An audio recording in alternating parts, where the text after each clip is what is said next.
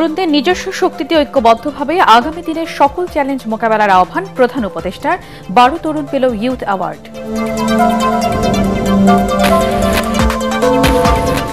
জনগণের কাছে ক্ষমতা ফিরিয়ে দেওয়ার সময় এসেছে, নির্বাচন আয়োজনে দেরি হলে দেশ বিপদগ্রস্ত হবে, মন্তব্য আমির খসরুর।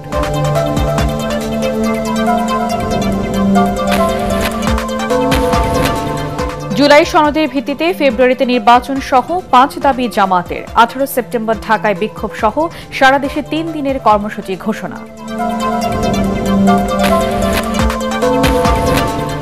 সংসদীয় আসনে সীমানা পুনর্বিন্যাসের প্রতিবাদে ফরিদপুরে সড়ক অবরোধ, বাগেরহাটে চলছে হরতাল, ভাঙায় 150 জনের নামে মামলা।